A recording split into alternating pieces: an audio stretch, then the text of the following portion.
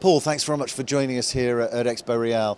You know, big focus here around ESG, some of the social values, particularly when we've been talking to investors as well as cities. I guess, what are some of the ESG trends that you've been picking up in your conversations here? Well, what you see is that ESG is becoming more and more serious. It's all about what you call ESG accounting. So ESG information is moving towards financial information which affects the value of real estate, and therefore you need a process which you can call test, verify, certify. So be very objective and thorough how you go about if you create ESG information. There's a big discussion as well at the moment around collaboration. That's one of the clear themes that's come through, both in terms of the cities, the investors, but also the tech companies.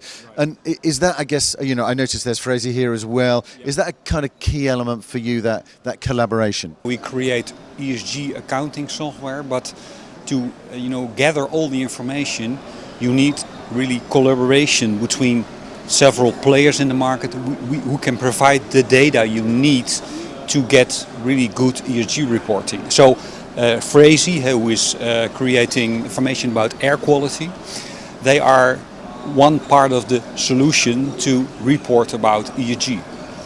And it's interesting that discussion around particularly data quality, because that then leads to benchmarking. Do you think there's a sort of growing understanding now about the value of that data and also what that means in terms of actually companies implementing these ESG strategies? Yeah.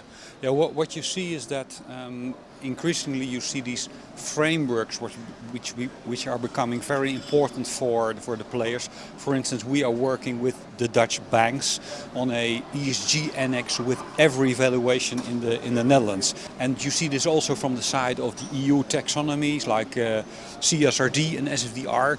These are frameworks which are becoming very important for the players, the investors in the real estate market. Really interesting, I think, and it's going to be fascinating to see how that element around data, the use of data, particularly benchmarking, and how the industry is really going to use that. And I think that's only going to come to the fore in the next 12 to 18 months.